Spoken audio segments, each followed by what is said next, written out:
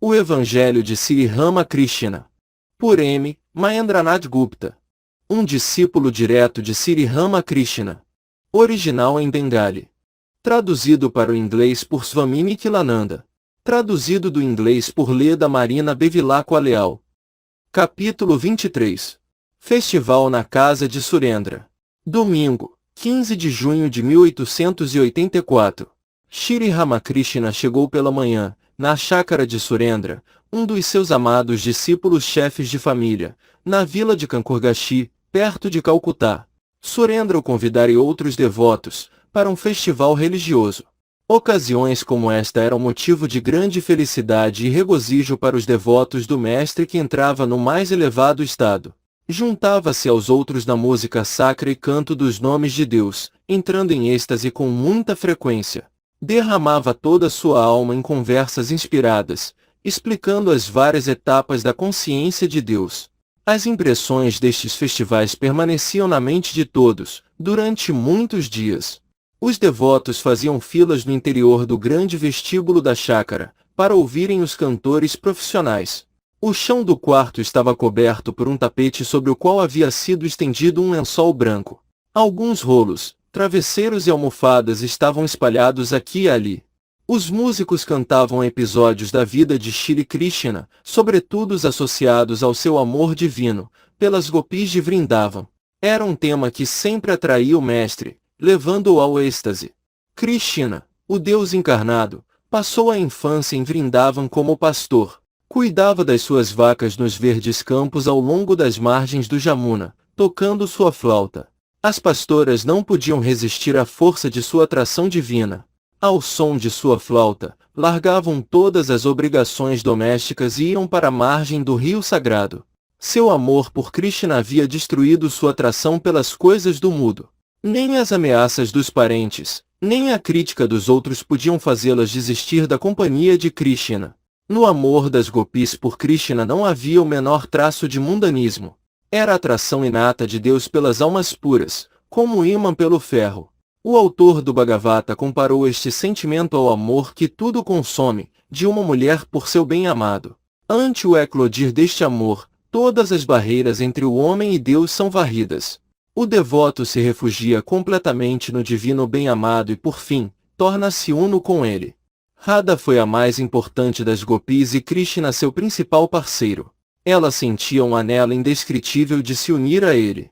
A separação de Krishna, fosse por um momento, subjugava seu coração e alma.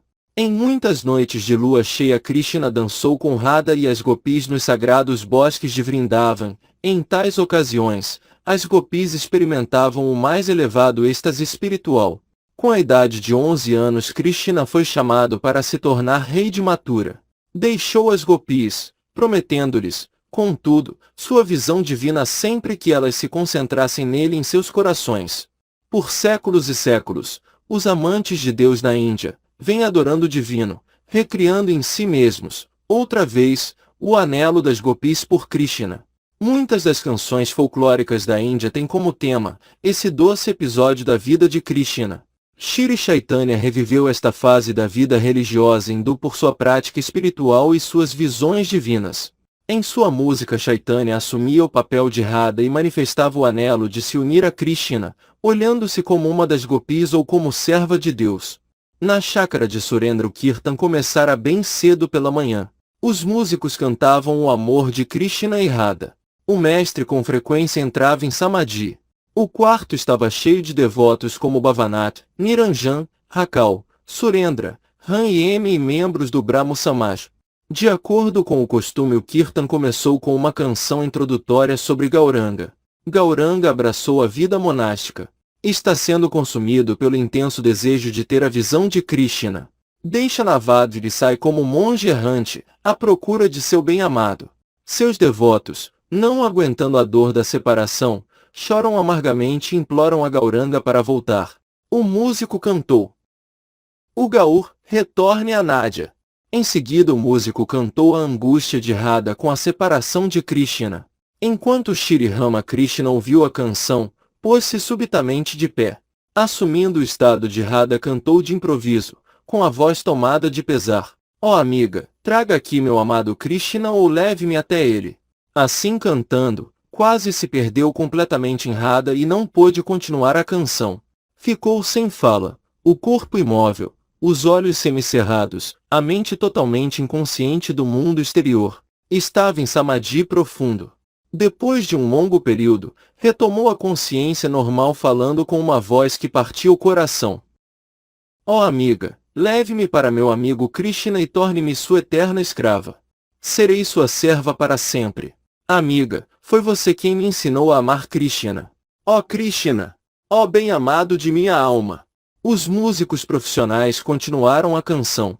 Assumiram o papel de Radha, cantando como se ela estivesse conversando com a amiga. Ó amiga, não voltarei ao Jamuna para pegar água. Uma vez vi meu amado amigo, sob a árvore Kadamba. Sempre que passo por ali, fico tomada de emoção. De novo o mestre entrou em êxtase. Com um suspiro disse, ai de mim! Ai de mim! A canção continuava. Radha diz. Até o desejo da presença de Krishna esfriou e refrescou meu corpo febril. De vez em quando os músicos improvisavam versos dando continuidade à atitude de Radha. Ó amigas, esperem. Mostrem-me Krishna, meu bem-amado. Novamente. Não se preocupem com minhas joias. Perdi a joia mais preciosa. De novo. Meu Deus! Estou passando por dias amargos. Meus dias felizes acabaram. Finalmente. Como dura este tempo infeliz? Shri Rama Krishna improvisou um verso. Passou tanto tempo. Será que dias melhores virão para mim? Os músicos improvisaram. Quanto tempo passou? Será que dias melhores virão para mim? Os músicos cantaram as palavras de Radha à amiga. Ó amiga, estou morrendo. Com certeza morrerei. A angústia de estar separada de Krishna está além do que posso suportar. Meu Deus! Para quem deixarei? Meu tesouro inestimável! Quando estiver morta, suplico, não queime o meu corpo, não o atire ao rio. Veja que não seja dado às chamas. Não o jogue na água. Neste corpo diverti-me com Krishna. Prenda minha forma sem vida, suplico. Aos ramos da negra tamala. Amarre-a à árvore tamala. Ao tocar a tamala ela se torna negra. Krishna é negro e negra é a tamala. Negro é a cor que amo. Amei-a desde minha tenra infância. Ao negro Krishna pertence meu copo. Não o deixe ficar diferente do negro. Radha chega à sua maior emoção. Desmaia. Radha caiu no chão. Ali está perdida para o exterior, repetindo o nome precioso de Krishna. Imediatamente fecha ambos os olhos. Ah, será que o drama chegou ao fim? O que a entristece, ó alegria de Krishna? Há somente um momento atrás você falou. Suas amigas, untando a forma de Radha. Com pasta de sândalo fresca e suave. Tentam trazê-la de volta à terra. Algumas choravam com amargo pesar. Não podem suportar vê-la morrer. Algumas aspergem água em seu rosto. Talvez ela reviva novamente. Mas, ó, pode a água trazer a vida? Alguém que morre de amor por Krishna? As amigas de Radha cantam em seu ouvido o suave nome de Krishna. Isto a traz de volta a consciência parcial. Olha a árvore negra tamala, imaginando que Krishna estivesse de pé, diante dela. O nome de Krishna restaura sua vida. Uma vez mais olha em volta. Mas não pode ver o rosto de Krishna. Meu Deus, como ela chora amargamente. Onde está meu Krishna? Onde está aquele cujo nome vocês cantaram em meus ouvidos? Tragam-no a mim uma vez mais. Ao ver a árvore tamala negra, ela olha-a fixamente e grita. Ali está seu penacho. Veja-o bem. Ali está o penacho do meu querido Krishna. Mas somente um pavão ela viu, cujas penas brilhantes tomou por engano. Pela linda pena do penacho de Krishna, Krishna foi para Mathura, a fim de assumir seus deveres reais. Despojou-se das roupas de pastor, da flauta e colocou suas vestimentas reais. As amigas de Radha, depois de uma consulta apressada entre si, enviaram uma gopi a Mathura. Encontra-se com uma mulher da cidade, de sua idade, que lhe pergunta de onde ela vem. A amiga de Radha diz: não tenho que chamar Krishna. Ele próprio virá até mim. Não obstante, segue a mulher de Mathura e vai até o palácio de Krishna.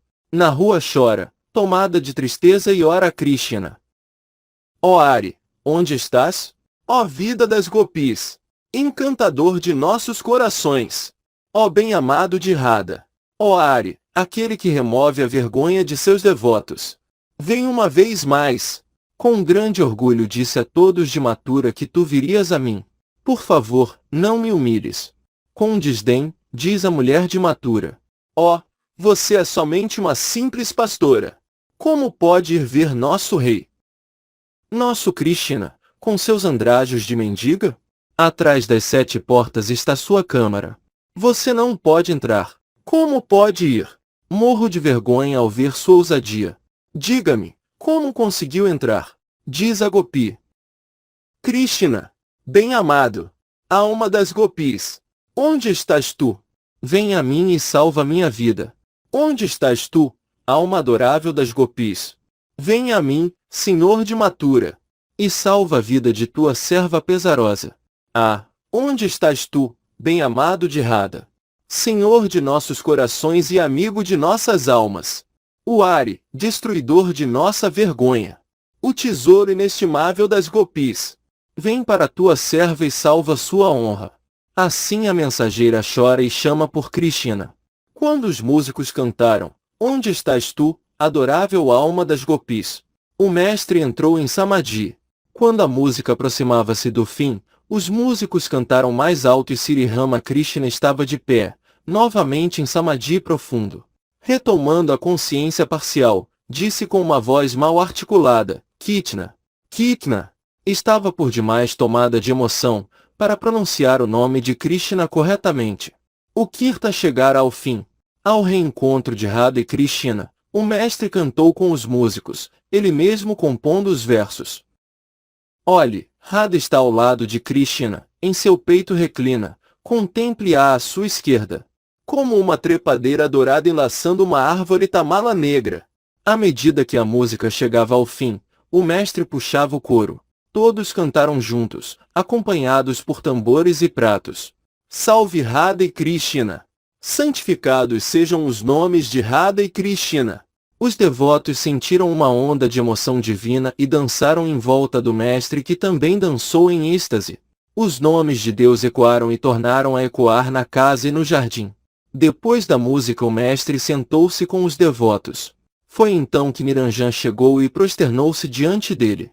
À vista deste amado discípulo, o mestre levantou-se, olhos brilhando e rosto sorridente, e disse: você também veio, A.M. Veja, este rapaz é absolutamente puro. Não se pode ser puro sem muita disciplina espiritual em nascimentos anteriores. Mente hipócrita e calculista jamais poderá alcançar Deus. Não vê que Deus só se encarna em famílias onde há pureza? Quão puro foi Dasarata! Assim o era Nanda, pai de Krishna. Há um ditado: que homem puro ele é! É como Nanda. A Niranjan: sinto como se um véu negro cobrisse meu rosto. É porque você aceitou um trabalho num escritório. Ali fazem-se cálculos. Além do mais, deve-se atender a muitas outras coisas e isto mantém a mente sempre ocupada com preocupações. Você está trabalhando num escritório como qualquer outra pessoa do mundo, mas há uma pequena diferença, já que você ganha dinheiro para sua mãe. Deve-se mostrar o mais alto respeito pela mãe, pois ela é a personificação da bem-aventurada mãe do universo. Se você tivesse aceitado o trabalho para o bem de sua esposa e filhos, eu lhe teria dito: que fiasco! Vergonha! 1000 vergonhas! Amani Malik, mostrando Niranjan: olhe este rapaz. É absolutamente puro, mas tem um defeito. Ultimamente não tem sido muito veraz. No outro dia disse que breve viria me visitar novamente, mas não veio. A Niranjan: é por isso que Rakal perguntou-lhe por que você não veio ver-me, enquanto estava em Aryadhara, tão perto de Dakshinesvar. Niranjan: fiquei lá somente 2 dias. Mestre, a Niranjan, apontando para M. Ele é diretor de uma escola. A meu pedido foi ver você. A.M. Você enviou-me Baburam no outro dia? O mestre foi ao aposento contigo e ali conversou com alguns devotos. Mestre, A.M. Ah, que maravilhoso era o anelo das gopis por Krishna. Eram tocadas pela loucura divina, assim que viam a árvore Tamala negra. A separação de Krishna criava um tal fogo de angústia, no coração de Radha, que até secava as lágrimas dos olhos. Suas lágrimas desapareciam em forma de vapor. Havia outras vezes em que ninguém podia notar a profundidade de seu sentimento. As pessoas não notam o mergulho de um elefante num grande lago. M. Sim, senhor, é verdade. Chaitanya, também, experimentou um sentimento semelhante.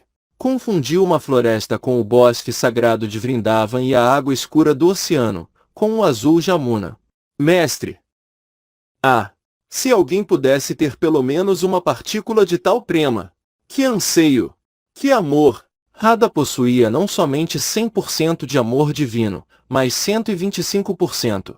Isto é o que significa estar intoxicado de amor por Deus. A conclusão é que um homem deve amar Deus, sentir angústia por Ele. Não importa se acredita em Deus com forma ou sem forma. Pode ou não acreditar que Deus encarna-se como homem, mas o realizará se tiver este anelo. Então Ele próprio lhe fará conhecer como Ele é. Se tiver que enlouquecer, por que o fará pelas coisas do mundo? Se tiver que enlouquecer, fique louco somente por Deus. Logo Shri Ramakrishna retornou para o vestíbulo principal da casa. Uma almofada foi colocado próximo a ele. Antes de tocá-la disse, Om Tat Sat. Talvez a almofada tenha sido usada por pessoas mundanas e esta tenha sido a maneira que ele utilizou para purificá-la. Bhavanath, M e outros devotos sentaram-se perto dele. Já era tarde, mas não havia indicação de que a refeição ia ser servida. O mestre ficou impaciente, como uma criança, e disse: Não vejo sinal de comida. O que houve? Onde está Narendra? Um devoto, sorrindo. Senhor, Ram Babu é o dono da festa. É quem supervisiona tudo. Mestre, sorrindo. Ah, Ram é o dono. Então sabemos o que nos espera. Um devoto. Coisas como esta acontecem quando ele é o supervisor. Todos riem. Mestre, aos devotos. Onde está Surendra? Que bela disposição ele tem agora. É muito sincero, não tem medo de falar a verdade. É ilimitado em sua generosidade. Ninguém que lhe pede ajuda sai de mãos vazias. A.M. Foi ver Fagavandas? Que tipo de homem ele é? M. Está muito velho agora. Viu em Kauna. Era noite. Estava deitado lendo o Bhagavata, que um homem que viu Deus comporta-se às vezes como uma coisa inerte, às vezes, como um louco. Mestre. O homem que viu Deus torna-se como uma criança. Está além dos 3 gunas, é desapegado para qualquer um deles. Comporta-se como um fantasma, porque mantém a mesma atitude em relação às coisas santas ou não. Assim também, como um louco, às vezes ri, às vezes, chora. Agora veste-se como uma pessoa sofisticada para, em seguida, sair completamente nu, com a roupa debaixo do braço. Por isso, parece um lunático. Assim também, há vezes em que se sente imóvel, como uma coisa inerte. Devoto. O ego desaparece totalmente com a realização de Deus? Mestre. Sim, mas às vezes Deus apaga totalmente o ego de seu devoto, como no estado de Samadhi, mas em muitos casos, ele mantém vestígios de ego, mas este ego não fere ninguém. É como o ego de uma criança. Uma criança de 5 anos, sem dúvida, diz eu, mas esse ego não fere ninguém. Ao toque da pedra filosofal, o aço transforma-se em ouro, a espada de aço transforma-se numa espada de ouro. A espada de ouro tem a forma de uma espada, sem dúvida, mas não pode ferir ninguém. Não se corta nada com uma espada de ouro. A prata. Você esteve na Inglaterra. Diga-nos o que viu lá. Prata. O povo inglês adora o que o senhor chama ouro. Naturalmente que há pessoas boas na Inglaterra, que levam uma vida desapegada, mas, em geral, encontra-se aí uma grande exibição de rajas em tudo. Vi a mesma coisa na América. Mestre, a prata. Não é somente na Inglaterra que se vê apego às coisas do mundo. Isto é visto em todos os lugares. Lembre-se que o trabalho é apenas o primeiro passo na vida espiritual. Deus não pode ser realizado sem sátiva, amor, discriminação, bondade e assim por diante. Faz parte da natureza de rajas envolver o homem em muitas atividades mundanas. É por esta razão que rajas se degenera em tamas. Se um homem está envolvido em muitas atividades, certamente esquece-se de Deus. Torna-se cada vez mais apegado à mulher e ouro. Mas não é possível para você desistir completamente do trabalho. Sua própria natureza o levará a isto, quer goste ou não. Portanto, as Escrituras pedem que se trabalhe com desapego, não desejando os resultados do trabalho. Por exemplo, pode-se fazer orações e culto e praticar austeridade, mas seu objetivo não é alcançar o reconhecimento das pessoas ou aumentar seu mérito. Trabalhar com desapego é conhecido como Karma Yoga. Mas isto é muito difícil. Estamos vivendo no Kali Yuga, quando facilmente nos tornamos apegados às nossas ações. Você pode pensar que está trabalhando com desapego, mas o apego se esgueira dentro da mente, de onde ninguém sabe. Você pode adorar no templo ou organizar um grande festival religioso ou alimentar muitos pobres famintos. Você pensa que fez tudo isso sem ansiar pelos resultados. Embora desconhecido para você mesmo, o desejo por nome e fama de uma maneira ou outra intromete-se em sua mente. Desapego completo aos resultados das ações só é possível para aquele que viu Deus. Um devoto. Então qual é o meio para aquele que não tenha visto Deus? Deve abandonar todas suas obrigações do mundo? Mestre.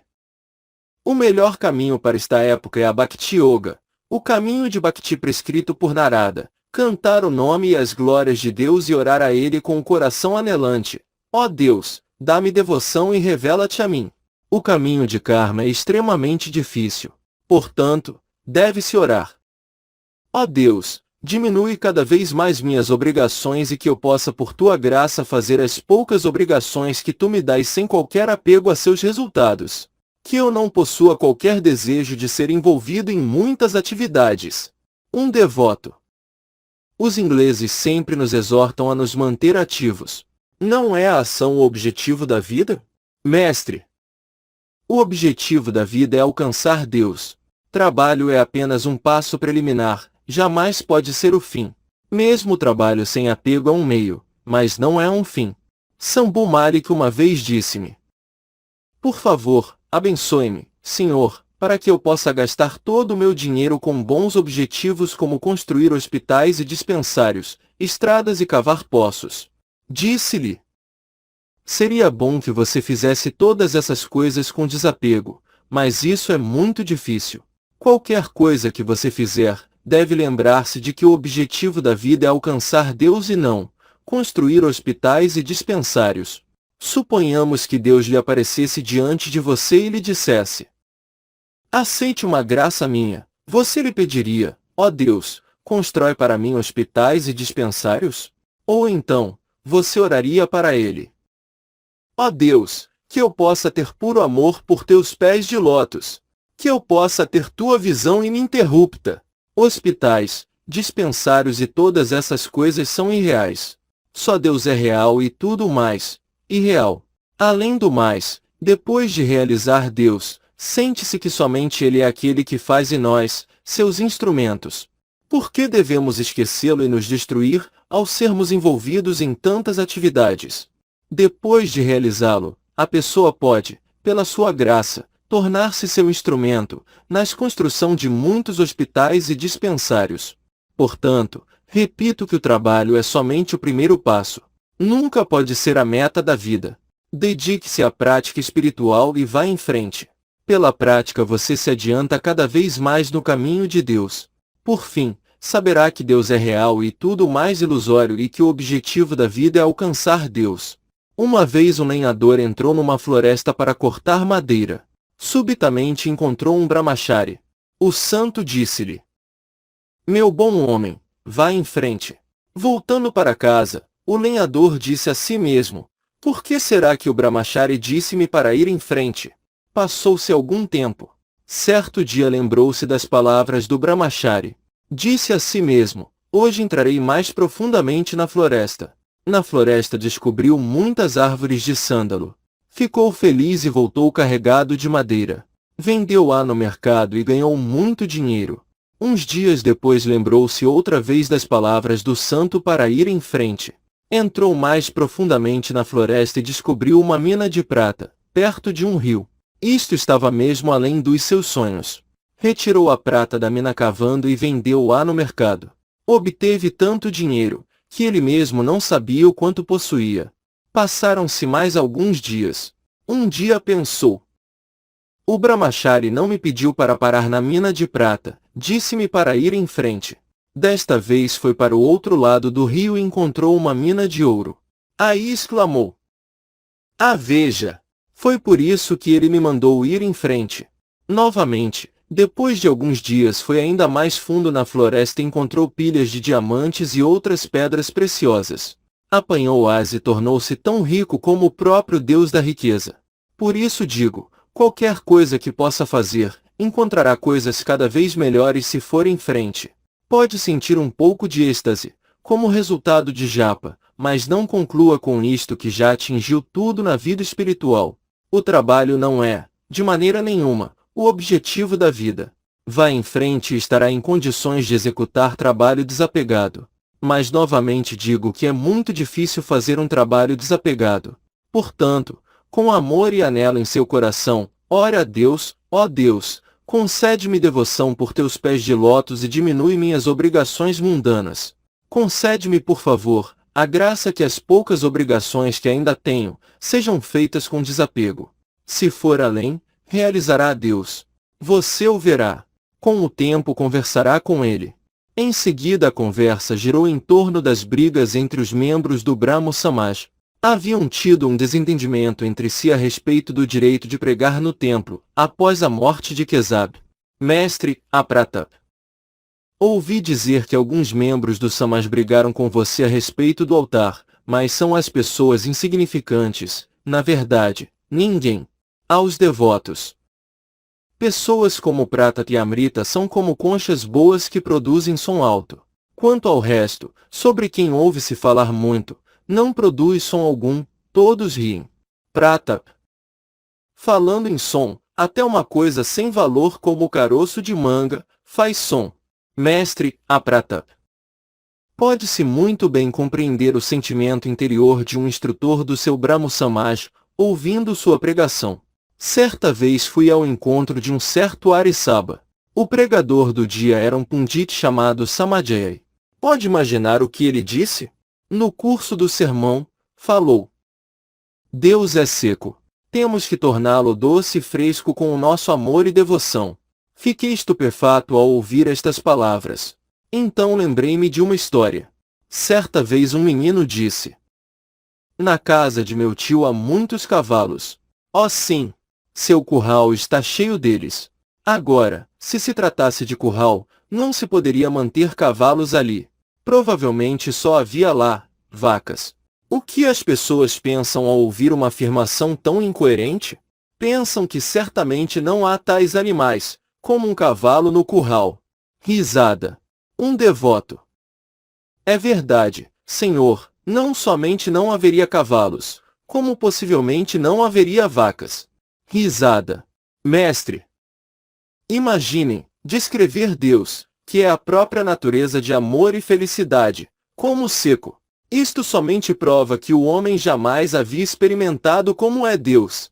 A Pratap, deixe-me dizer-lhe algo. Você é culto e inteligente e uma alma séria. Kesab e você eram como os dois irmãos, Gaur e Nitai. Vocês tiveram conferências, querelas, brigas, discussões e dissensões. Será que tais coisas ainda interessam a você?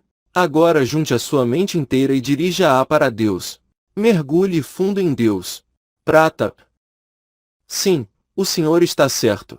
Certamente esta é a minha única obrigação agora, mas estou fazendo todas essas coisas para perpetuar o nome de Kesab. Mestre, com um sorriso. Não há dúvida de que você diz que está fazendo isto para manter vivo o nome dele. mas dentro de alguns dias, não sentirá assim. Ouça uma história. Um homem construiu uma casa numa colina. Era somente uma cabana de barro, mas havia tido muito trabalho com esta construção. Poucos dias depois houve uma grande tempestade e a cabana começou a desabar. O homem ficou muito ansioso para salvá-la e orou ao Deus dos ventos. Ó Deus dos ventos, não destruas a casa. Mas o Deus dos ventos não deu ouvidos à sua oração. A casa estava a ponto de ser destruída. Veio-lhe à cabeça um artifício. Lembrou-se que Anumã era filho do Deus dos ventos. Imediatamente começou a gritar com muita sinceridade: Ó reverenciado Senhor, não põe abaixo a minha casa. Ela pertence a Anumã. Imploro-te que a proteja. Mas a casa continuava a tremer violentamente. Ninguém parecia escutar sua oração. Repetiu muitas vezes: Ó, esta casa pertence a Anum. Mas a fúria do vento não diminuiu.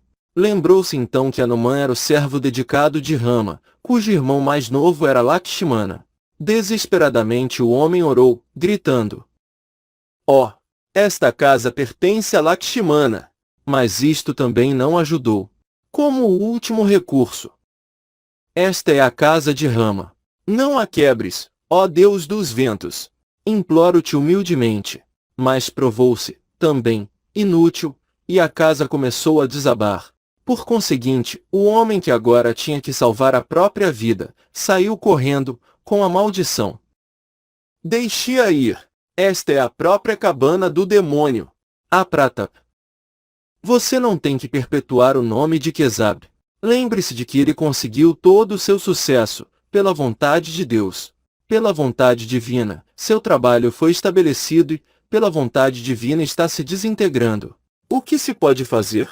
Agora é seu dever sagrado entregar a mente inteira a Deus, mergulhar fundo no oceano de seu amor. Dizendo estas palavras, o mestre cantou com sua voz doce: Mergulhe fundo, ó mente, mergulhe fundo no oceano da beleza de Deus. Se descer até as profundezas, aí encontrará uma gema de amor.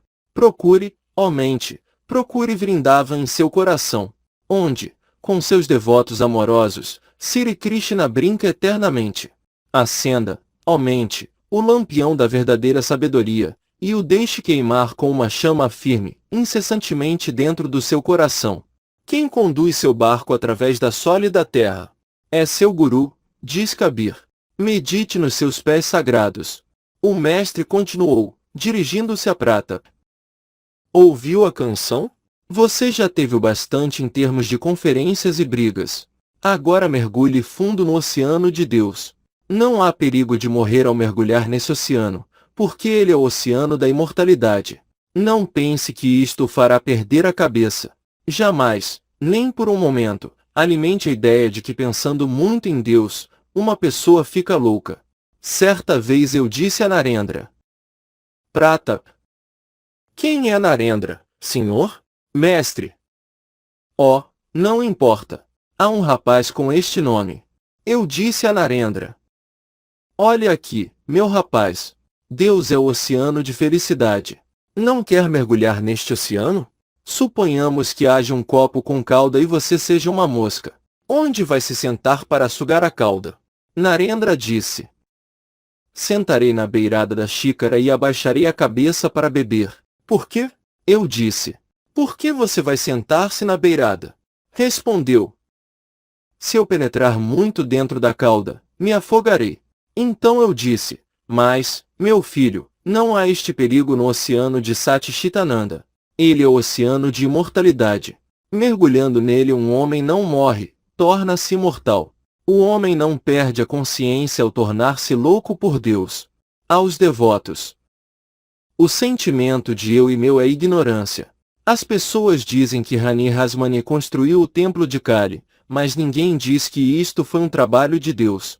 Dizem que tal e tal pessoa estabeleceu o Brahmo Samaj, mas ninguém diz que ele foi fundado pela vontade de Deus.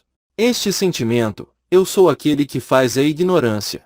Ao contrário, a ideia, ó Deus, tu és aquele que faz e eu sou somente um instrumento, tu és o operador e eu sou a máquina, é conhecimento. Depois de alcançar o conhecimento, o homem diz: Ó Deus, nada me pertence, nem mesmo esta casa, as pessoas de todos os países, amar os membros de todas as religiões é Daia. Este amor vem de Deus, de Daia. Maia envolve o homem afastando de Deus, mas através de Daia, realiza-se Deus. Sábios com Shukadeva e Narada sempre abrigaram Daia em seus corações. Prata. Reverenciado Senhor, aqueles que moram com o Senhor estão fazendo progresso espiritual? Mestre. Digo às pessoas que não há nada de errado na vida do mundo, mas devem viver como uma empregada na casa de seu patrão. Referindo-se à casa de seu patrão, diz: essa é a nossa casa. Mas seu verdadeiro lar está, talvez, num vilarejo longínquo. Mostrando a casa de seu patrão para os outros, ela diz: esta é a nossa casa, mas no fundo do seu coração sabe muito bem que sua própria casa está num vilarejo longínquo. Cria o filho de seu patrão e diz: meu Ari ficou muito travesso ou meu Ari não gosta de doces. Embora fale, meu Ari, com os lábios, sabe no fundo do seu coração que Ari não lhe pertence, que é o filho do patrão. Por isso digo àqueles que me visitam: por que vocês não vivem no mundo? Não há mal nisso, mas sempre mantenham a mente em Deus. Tenham como certo que casa, família e propriedade não são seus. São de Deus. Seu verdadeiro lar está em Deus. Peço-lhes, também, para sempre orarem com o coração anelante, pelo amor dos pés de lótus de Deus. Logo a conversa voltou-se para os ingleses. Um devoto disse: Senhor, entendo que os pundits da Inglaterra não acreditam na existência de Deus. Prata. Embora falem, não acredito que nenhum deles é realmente um verdadeiro ateu. Muitos deles tiveram de admitir que há um grande poder por trás do universo. Mestre. Bem, basta. Acreditam em Shakti, não é? Então, por que deveriam ser ateus? Prata. Também acreditam no governo moral do universo. Pratap estava a ponto de se despedir do mestre. Mestre, a Pratap. O que mais devo lhe dizer? Meu único pedido é que não se envolva em mais brigas e dissensões. Uma outra coisa. É mulher e ouro que mantém os homens afastados de Deus. Esta é a barreira. Não acha que todo mundo tem apenas que abençoar sua esposa? Todos riem. Uma esposa pode ser boa ou má, mas se perguntar ao marido a respeito dela, ele sempre dirá: ó, ela é muito boa. A essa altura, Pratap despediu-se do mestre. Não esperou ouvir fim das palavras de Shri Ramakrishna sobre renúncia de mulher e ouro. Aquelas palavras inflamadas tocaram os corações dos devotos e foram carregadas pelo vento pelo sussurro gentil das folhas no jardim. Uns minutos mais tarde, Mani Malik disse a Shri Ramakrishna: Senhor, é hora de voltar a Dakshinesvar. Hoje a mãe de Kesad e outras senhoras de sua família vão ao templo visitar o Senhor. Ficarão magoadas se não estiver lá. Kesad havia falecido há alguns meses atrás. Sua velha mãe e os outros parentes desejavam visitar o mestre. Mestre, a Mani Malik. Não se apressem, por favor. Não dormi bem. Não posso ir apressadamente. Elas vão a Dakshinesvar. O que posso fazer? Vão passear pelo jardim e aproveitar muito. Depois de descansar um pouco, o mestre estava pronto para regressar a Dakshinesvar. Pensava no bem-estar de Surendra. Visitou os vários aposentos, cantando baixinho o santo nome de Deus. Subitamente ficou imóvel e disse: Não comi nenhum luxo durante a refeição. Tragam-me um pouco agora. Comeu apenas um pedacinho e disse: Há uma forte razão em ter pedido luxo. Se eu tivesse me lembrado de que não havia comido na casa de Surendra, então gostaria de voltar por causa disso. Todos riram. Mani Malik. Isto teria sido muito bom, teríamos de voltar com o senhor. Os devotos riram. Sexta-feira, 20 de junho de 1884. Era o crepúsculo. Shri Ramakrishna estava sentado em seu aposento, absorvido na meditação da Mãe Divina. De vez em quando cantava seu nome. Rakal, Adar, M e outros devotos estavam com ele. Depois de algum tempo a adoração da tarde começou nos templos. Adar deixou o aposento para ver o culto. Sri Ramakrishna e M conversaram. Mestre, Diga-me, Baburon tem a intenção de continuar seus estudos? Eu lhe disse. Continue os estudos para servir de exemplo aos outros. Depois que Sita foi posta em liberdade, Bibhishana recusou-se a se tornar rei do Ceilão. Rama disse-lhe: Você tem que se tornar rei para abrir os olhos dos ignorantes, senão eles lhe perguntarão o que você ganhou em me servir. Ficarão satisfeitos se virem você adquirir o reino. Reparei no outro dia que Baburon, Bhavanat e Aris têm uma natureza feminina. Numa visão, vi Baburon como uma deusa, com um colar no pescoço e cercada de companheiras. Ele recebeu algo num sonho. Seu corpo é puro. Somente um pequeno esforço despertará a sua consciência espiritual. Veja, estou encontrando alguma dificuldade com minhas necessidades físicas. Seria ótimo se Baburon morasse comigo. A natureza desses meus assistentes está sofrendo uma mudança. Latu está sempre tenso de emoção espiritual. Está prestes a fundir-se em Deus. Rakal está entrando em tal estado espiritual, que não pode fazer nada, nem mesmo para si próprio. Tenho que apanhar água para ele. Não me ajuda muito. Entre os jovens, Baburon e Niranjan são um tanto excepcionais. Se outros rapazes chegarem no futuro, receberão instrução e, depois, partirão. Mas não desejo que Baburon se desligue de sua família. Pode ocorrer um problema na família. Sorrindo, quando lhe pergunto por que não tem vindo, ele responde: Por que não me fazer vir? Olha para Rakal e chora. Diz: Rakal está muito feliz aqui. Rakal agora vive aqui com uma pessoa da família. Sei que jamais será apegado ao mundo. Diz que os prazeres do mundo tornaram-se insípidos para ele. Sua esposa veio aqui quando ia a Konagar. Ela tem 14 anos. Pediram-lhe que fosse a Konagar, mas ele não foi. Disse: Não gosto de divertimento e alegria. O que pensa de Niranjan? M. É muito simpático. Mestre. Não perguntei sobre sua aparência. É puro. Pode-se facilmente realizar Deus, se estiver livre de malícia. Instrução espiritual produz resultados rápidos num coração puro. Esse coração é como uma terra bem cultivada da qual todas as pedras foram removidas. Logo que a semente é plantada, germina. O fruto, também, surge imediatamente. Niranjan não vai se casar. É mulher e ouro que causa o envolvimento. Não é assim? M. Sim, senhor. Mestre. O que se ganha em renunciar folha de betel e tabaco? A verdadeira renúncia é a renúncia de mulher e ouro. Soube, em êxtase, que apesar de Niranjan ter aceitado um trabalho num escritório, não seria afetado por ele. Ganha dinheiro para a mãe. Não há mal nisso. O trabalho que você está fazendo não lhe fará mal. O que está fazendo é bom. Suponhamos que um escriturário seja mandado para a prisão. É encerrado, acorrentado e finalmente, posto em liberdade. Será que dará cambalhotas depois que sair de lá? Claro que não. Vai trabalhar de novo, como escriturário. Sua intenção não é acumular dinheiro. Você só deseja sustentar sua família, senão para onde irão? M. Ficaria feliz se alguém tomasse conta deles. Mestre. É verdade, mas agora faça isso e aquilo. M. É muita sorte poder renunciar a tudo. Mestre. É verdade, mas as pessoas agem de acordo com suas tendências inerentes. Você tem somente umas poucas obrigações a cumprir. Depois que terminarem, terá paz. Então será liberado. Um homem não pode facilmente sair do hospital uma vez que seu nome está registrado ali. Recebe alta somente quando estiver totalmente curado. Os devotos que vêm aqui podem ser divididos em dois grupos. Um grupo diz: ó Deus, dá-me liberação. Um outro grupo pertencente ao círculo íntimo não fala assim. Ficam satisfeitos se puderem saber duas coisas.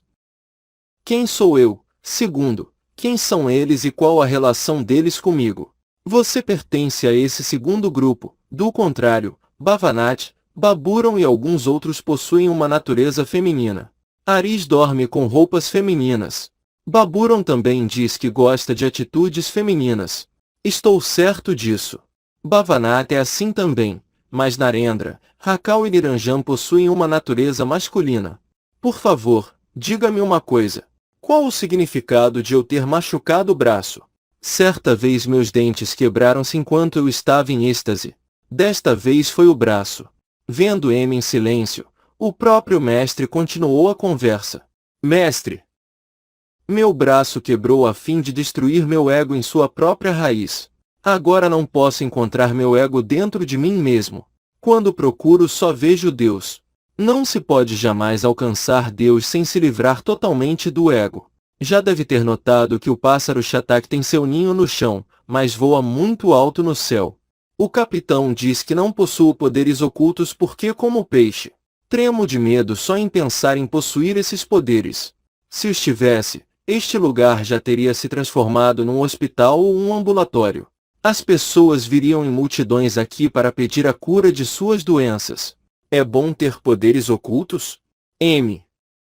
Não, senhor. O senhor nos disse que um homem não pode realizar Deus se possuir apenas um dos poderes ocultos. Mestre, você está certo.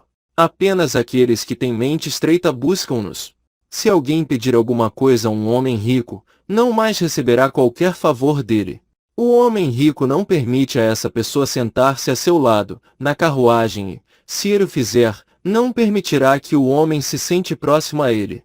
Portanto, o amor sem motivo egoísta é o melhor. Deus com forma e Deus sem forma são ambos verdadeiros. O que você diz? Não se pode conservar a mente por muito tempo, em Deus sem forma. Por isso ele toma uma forma para seus devotos. O capitão faz um comentário muito bom a esse respeito. Diz que quando um pássaro se cansa de voar muito alto, pousa numa árvore e descansa. Primeiro é Deus sem forma, depois, Deus com forma. Tenho que ir à sua casa uma vez. Tive a visão que as casas de Adar, Balaram e Surendra eram lugares para nossos encontros, mas não me faz qualquer diferença se eles vêm ou não. M. Está certo. Por que não deverá ser assim? Deve-se sentir infelicidade se houver felicidade, mas o Senhor está além de ambos. Mestre. Sim. Além disso, pense no mágico e na sua mágica. Só o mágico é real. Sua mágica é ilusória, como um sonho. Realizei isto quando ouvi recitar o Xandi. Sunfa e Nizunfa mal haviam nascido, quando soube que ambos estavam mortos. M. Sim, senhor. Certa vez eu estava indo para Kauna com Gangadhar num barco. Um outro barco bateu no nosso e afundou com 25 passageiros. Todos desapareceram na água, como espuma batida violentamente pelo barco a vapor. Posso lhe perguntar uma coisa?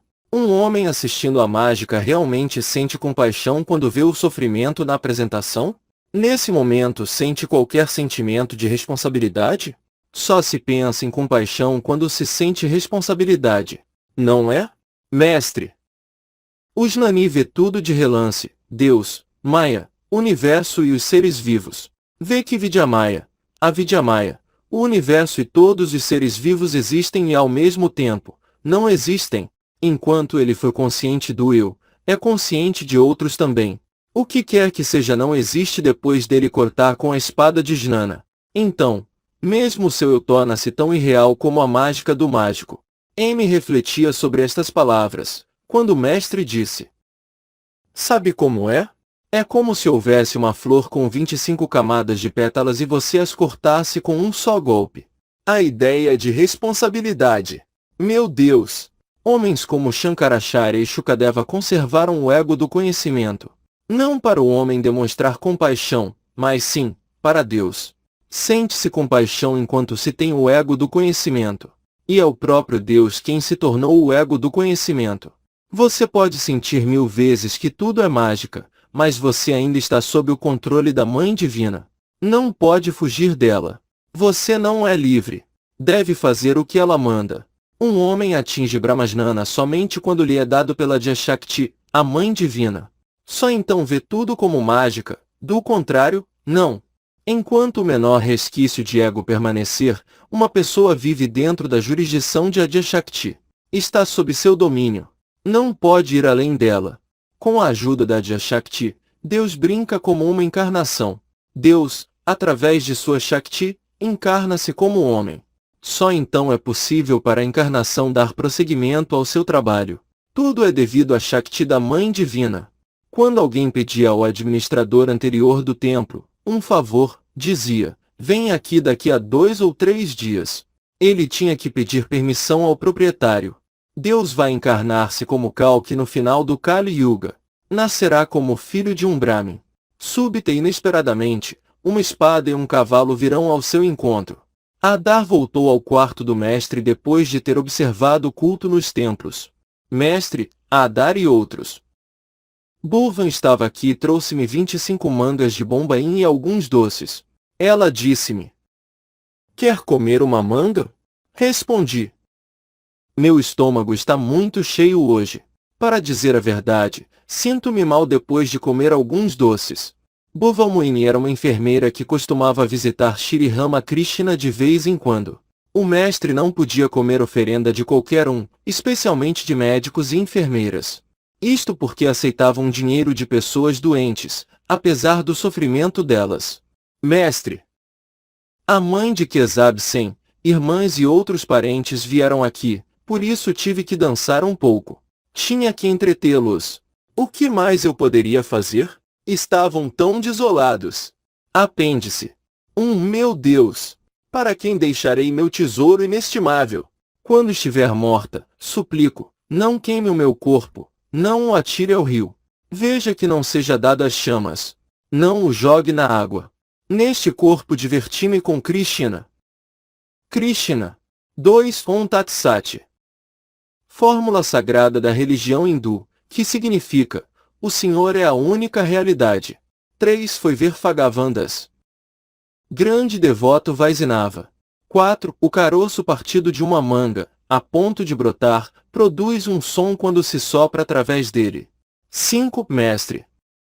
É verdade, mas agora faça isso e aquilo. Isto é, dever mundano e prática espiritual.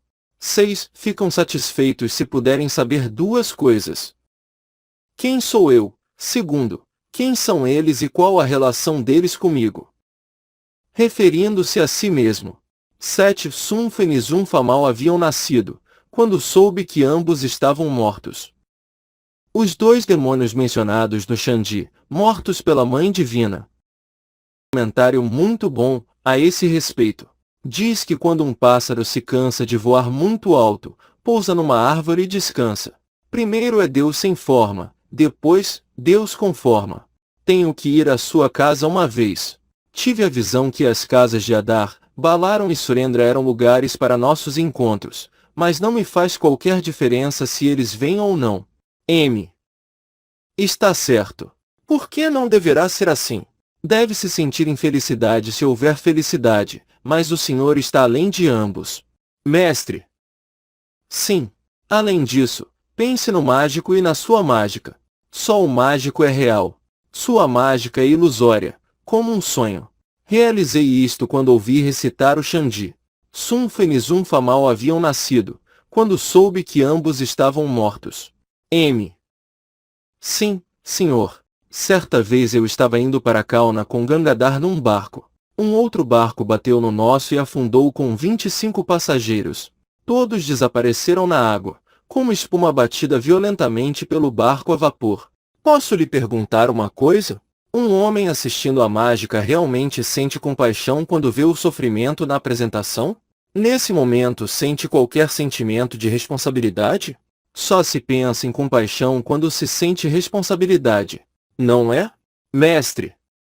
O Jnani vê tudo de relance, Deus, Maya, universo e os seres vivos. Vê que Vidyamaya, a Vidyamaya, o universo e todos os seres vivos existem e ao mesmo tempo, não existem.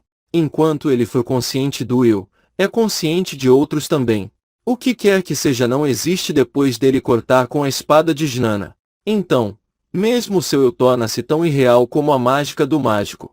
M refletia sobre estas palavras, quando o mestre disse: sabe como é?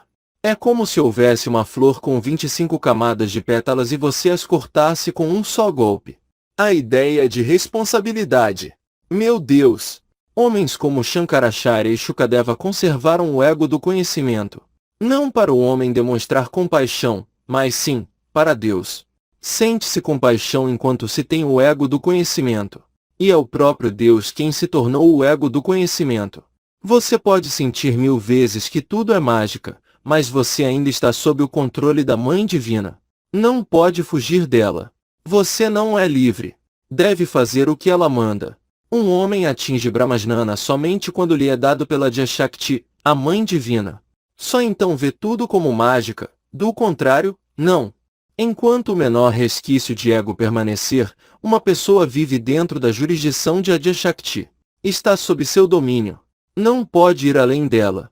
Com a ajuda da Adyashakti, Deus brinca como uma encarnação. Deus, através de sua Shakti, encarna-se como homem. Só então é possível para a encarnação dar prosseguimento ao seu trabalho. Tudo é devido à Shakti da Mãe Divina.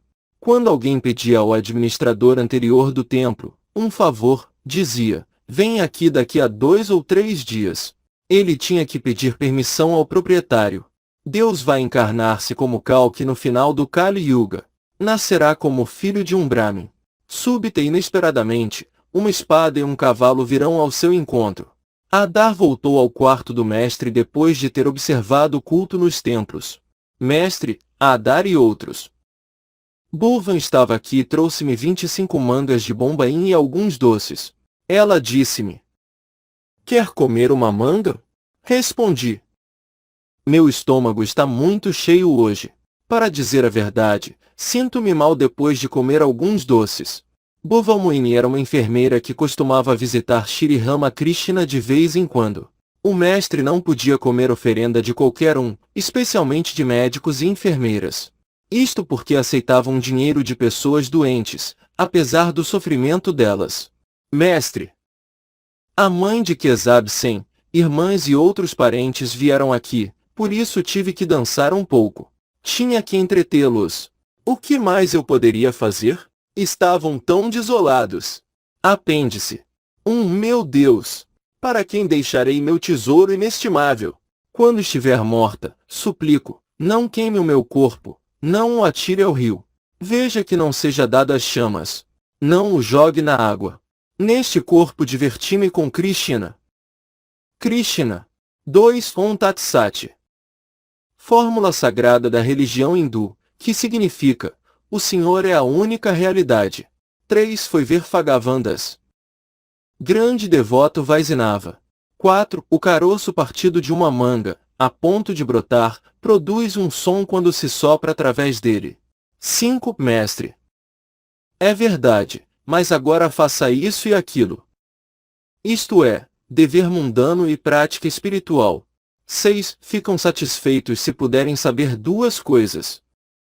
Quem sou eu? Segundo, quem são eles e qual a relação deles comigo? Referindo-se a si mesmo.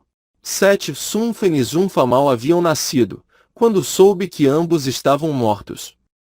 Os 2 demônios mencionados no Xandi, mortos pela Mãe Divina, a ponto de brotar, produz um som quando se sopra através dele. 5 Mestre. É verdade, mas agora faça isso e aquilo. Isto é, dever mundano e prática espiritual. 6 Ficam satisfeitos se puderem saber 2 coisas. Quem sou eu? Segundo, quem são eles e qual a relação deles comigo? Referindo-se a si mesmo. 7 Sunfa e Nizunfa mal haviam nascido, quando soube que ambos estavam mortos. Os 2 demônios mencionados no Xandi, mortos pela Mãe Divina.